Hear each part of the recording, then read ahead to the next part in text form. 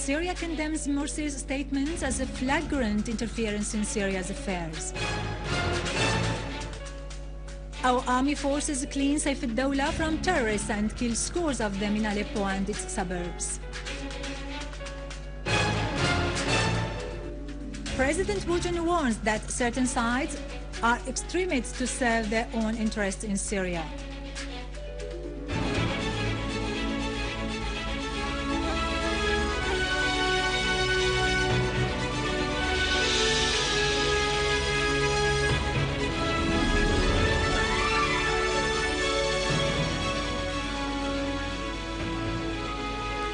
Good afternoon. This is Yarado Krikorian with the news in English. The Foreign and Expatriates Ministry has condemned Egyptian President Mohamed Morsi's statements during the Arab Foreign Ministers' meeting in Cairo as a flagrant interference in Syrian affairs and an open encroachment on the Syrian people's right in choosing their own future without foreign intervention.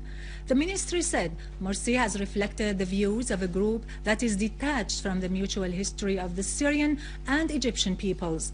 The ministry described Morsi's statements as part of the media instigation campaign that aims at igniting ongoing violence in Syria, adding that in this way his government is not different from the other governments that support armed terrorist groups and are therefore partners in shedding Syrian blood. The ministry said history will not forgive those sides for what they have done to the Syrian people. It stressed confidence in the Egyptian people's ability to regain Egypt's role on the Arab arena in a manner that restores the currently missing balance in joint Arab action.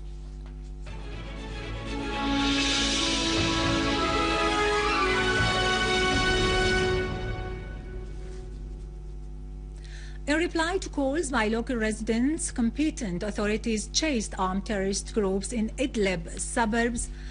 Army units attacked the terrorist hideouts in Harem city along the highways which were used by terrorists to attack civilians, killing and wounding a number of them. Meanwhile, authorities chased terrorist Abdelaziz al-Jamal, who opened fire at a military point at Hayy al-Dbayt, killing him immediately.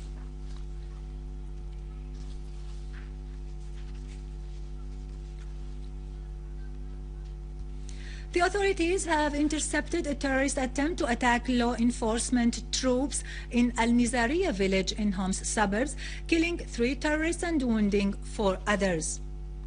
An army unit destroyed at dawn today a terrorist hideout behind Al-Khandaq Street in Bab Houd in Homs. The clashes resulted in killing a large number of terrorists.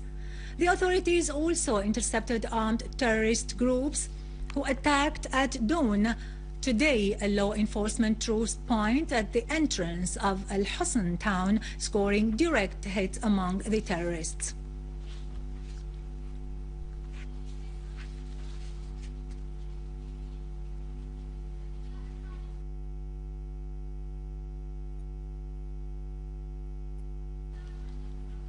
Five terrorists were killed and 5 others were captured today when army units stormed a terrorist hideout on Aleppo Ancient Road in Hama, following information received from the inhabitants.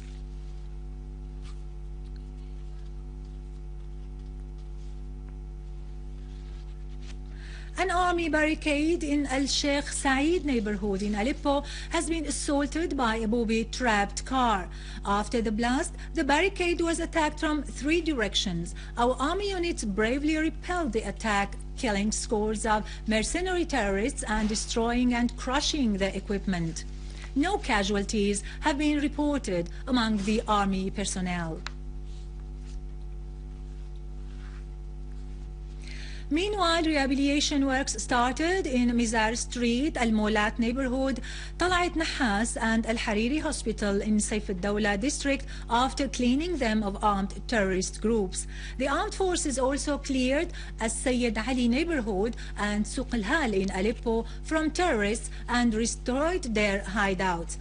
In Sulayman al-Halabi neighborhood, the armed forces carried out a qualitative operation against terrorist hideouts near Al-Hajar Mosque and killed several terrorists and injured others. Our armed forces also killed a number of terrorists who tried to attack Al-Midan police center in the city. President Vladimir Putin of Russia has warned against the attempts of certain sides to use extremists in order to realize their own interests in Syria, affirming that this would be a very dangerous policy, short-sighted and with grave repercussions. He called on all Western countries to reassess their stand concerning the crisis in Syria. In an interview with Russia Today channel, President Putin called for a halt of violence by all sides and for national dialogue to outline a future that guarantees security to all the sides taking part in the internal political process.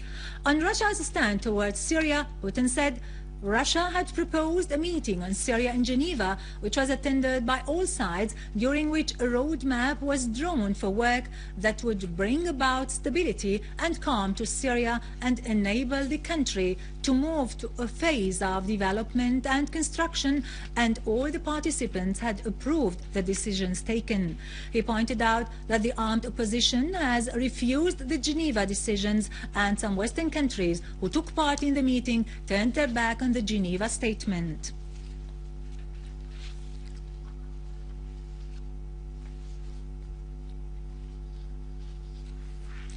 A committee has been reformed to file lawsuits against anyone who has perpetrated a crime against state establishments, ministries and administrations, committed massacres against the Syrian people, instigated or taken part in instigation violence, including the misleading media channels, and against anyone who proves to be indicted in such acts.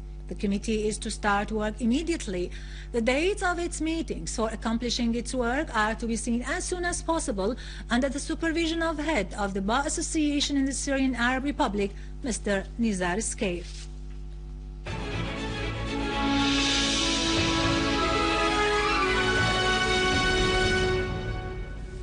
The Ministry of Information has said that Nilesat operator has stopped broadcasting the Syrian satellite channels in a unilateral procedure, violating the terms of the contract signed with the company and the Media Code of Ethics. The ministry stressed that the procedure contradicts the principles of journalism in an unacceptable and blatant way and comes with the framework of the campaign targeting Syria, adding that this behavior serves the Zionist scheme. The ministry called upon Nilesat satellite company to refrain from its behavior and adhere to the legal regulations in this regard. The ministry condemned this behavior, which violates the simplest rules of the Arab States Broadcasting Union law and Syria's rights, which should be preserved according to these rules. In related news, Union of Syrian Journalists denounced the Nilesat administration's decision to suspend the broadcast of Syrian satellite channels as media piracy against national media and the freedom of the word. The union said in a statement that this step came in implementation of the decision of the Council of the Arab Foreign Ministers, which called upon the Nilesat and Arabsat administrations to stop broadcasting the Syrian satellite channels, which is unexpected since these organizations signed contracts and had legal obligations regarding the Syrian channels.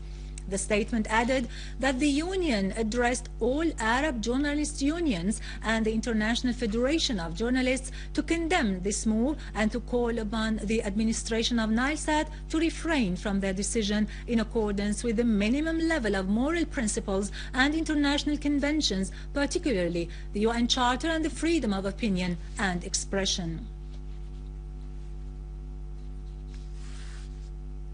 The National Media Council stressed that the Nilesat and Arabsat decision to suspend the broadcast of the Syrian satellite channels is illegal and condemned it as part of the war against Syria.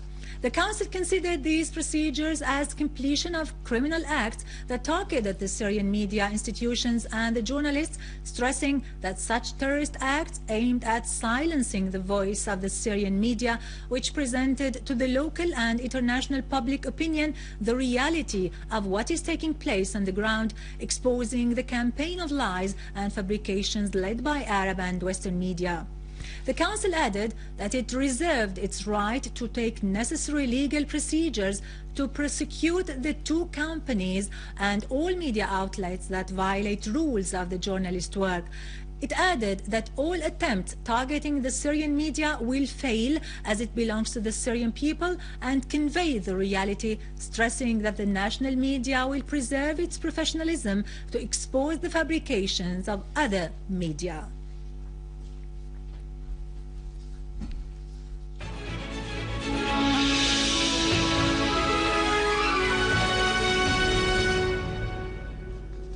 In occupied Palestine, 3 citizens were killed and 3 others injured following Israeli air shelling last night of Palestinian houses, raising the death toll to 6 in the last 24 hours. Palestinian sources pointed out that Israeli artillery shell at Palestinian citizens near the Faculty of Agriculture east of Beit Hanun. Israeli troops also targeted ambulances and medics, preventing them from carrying the wounded to hospitals in Al-Maghazi camp in the Strip. With this, we end our news bulletin for today. For more news about Syria and the region, and in order to view our bulletin again, you can visit our website in English, syriaonline.sy. Up next, the latest business and market news with Khalid after the break.